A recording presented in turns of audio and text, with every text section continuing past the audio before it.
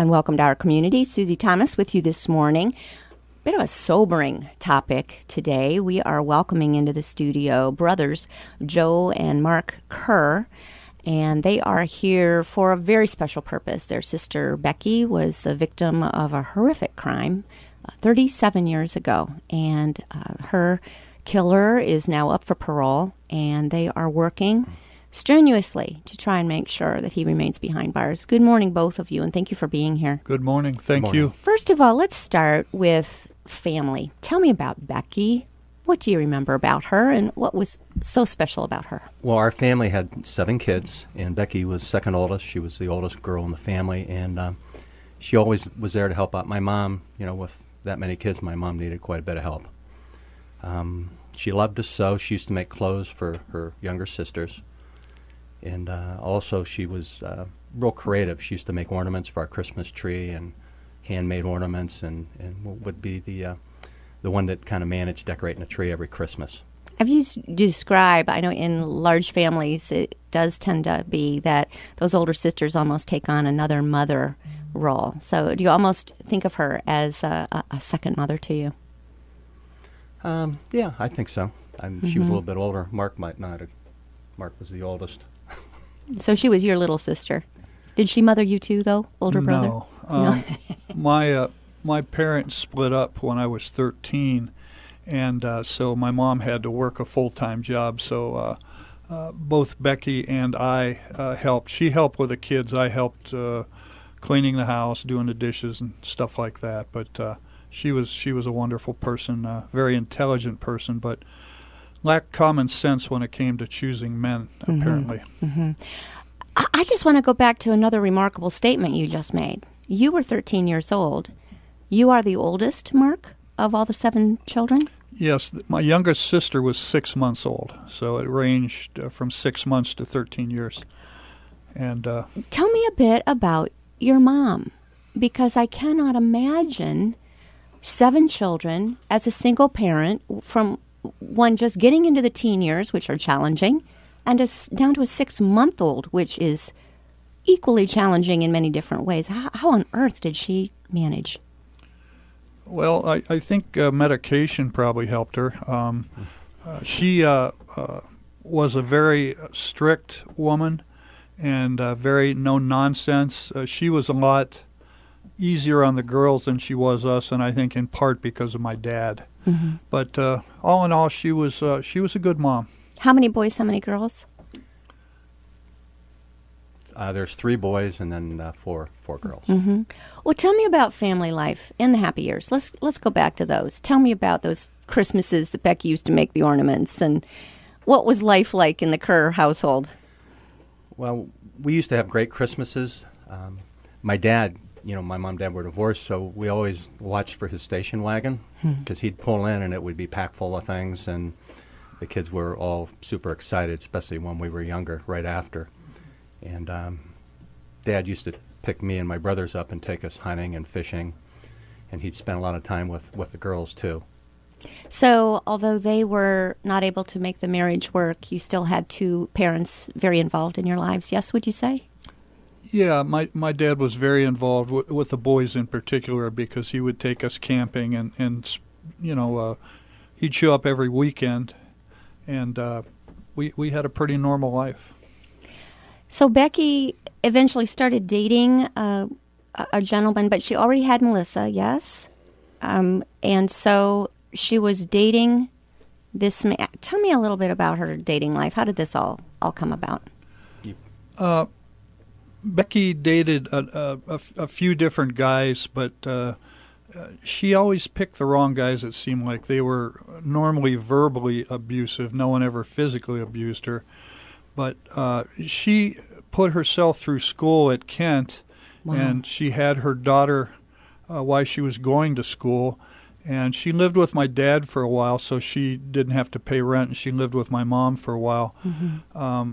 Becky was, when she graduated, she became the first female building inspector in Stark County. She wow. worked for Metropolitan Housing. Very bright, but she hadn't been dating for a while because she was so busy with school, And one of her friends said, there's this bar downtown that these guys really, it was a bar that a lot of black men went to. And if you go down there, they treat women like queens, and that's where she met him. And at first we thought he was okay, but then unbeknownst to us, he started physically abusing her. Well, the appeal to be cherished, that's very appealing to women, to have someone treat you like a queen. That would, certainly you can understand why she would think, okay, maybe this is a nice place to meet some nice guys. Describe her as a mother. We kind of get to know a little bit about what Becky was like as your sister, but describe her as a mother to Melissa. You know, I just know that they were inseparable. You know, after as she was growing up, she was kind of her world. You know, she didn't get babysitters and leave her at home while she went out and did stuff. She was with Melissa pretty much all the time. We used to go over to her apartment, Mark and I, and my other brothers and sisters, and visit. But she was just a great mother, and Melissa was very lucky to have her for the short time she did. Yeah. She actually, when she went to school, she wanted to become an elementary teacher, but she got this other job. So she was very smart, very educated, and she read a lot and made sure that Melissa followed in her footsteps. So she got to see the amazing example of your own mother of being a single mom. It sounds like she was really making it work as a single mom as well, with a career and a good provider, taking care of her child. I know with children, it's always a little tricky to introduce men, not their father, into a child's life. How did she navigate that? I think that she was probably okay with her mom. I mean, Becky really didn't date a whole lot. There was only a handful of guys that she dated. I understand. She was together with this man for 4 years, is that right? Right, about 4 years, yes. When did the abuse start? Do you happen to know? It started pretty much from the get-go. My niece, Melissa, was telling me, and I had no idea she was getting abused until right before Thanksgiving. I think it was in September. I ran into my sister at my mom's house, and I was going in and she was coming out, and her face was all beat up, and I asked her what happened, and she said she fell. And I said, no, what really happened? And she said, well, Link beat me up, and I told her, you need to leave him, and you need to leave him now. And so about a week later, I was going over to my mom's, or I was coming out of my mom's again, and Link pulled up and in his car, and he got out, and he said, I heard you talk to your sister, and told her she should leave me. And I said, that's right. And he said, if she leaves me, I'm going to kill her and kill you. So after that, we didn't go to Thanksgiving and Christmas the same time Becky and Link did, because I was afraid of him, and I actually started carrying a weapon to protect myself. But it was shortly after that, in the next February, that when my sister got murdered. So many times we wonder when we hear these stories of abuse, you think, why on earth does a woman stay? But fear would be a huge part of it. And if you're afraid for your life and your child's life, you might do everything you can to somehow make it work, or hope, or try to make it work. She was extremely brave. She did go to a shelter, correct? Talk about that a little bit. Well, she moved into the Domestic Violence Project shelter. That shelter was started by Helen Sirius, and they started at the the Canton YWCA, and they bought a home, and that's the place where Becky was one of the first women to move in. It was off of 17th Street. Now it's at a different location in Canton, and Helen's been very helpful. She went with my brother Mark to the last parole hearing and spoke. So she was living at the Domestic Violence Project, and Melissa was with her there.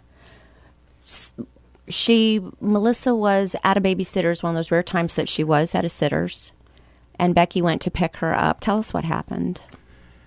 Well, Link had been drinking, and he had one of his girlfriends drive him over to where Becky worked. And then he got in the back seat so she couldn't see him, and they followed Becky to the babysitter's. And then when they found out which house it was, he had the girl pull around the block, and then he ran through the neighborhood and surprised her right when she was picking her up at the door, forced her back in the house and told the babysitter, don't call the police or he'll kill everybody. And then he hit her with the gun, forced him in the car. Melissa got in the back, Becky in the front, and told him to drive. Was Melissa injured during this time? She said, I read the police report numerous times, and she told him that when he threw her in the car in the back seat, she banged her head.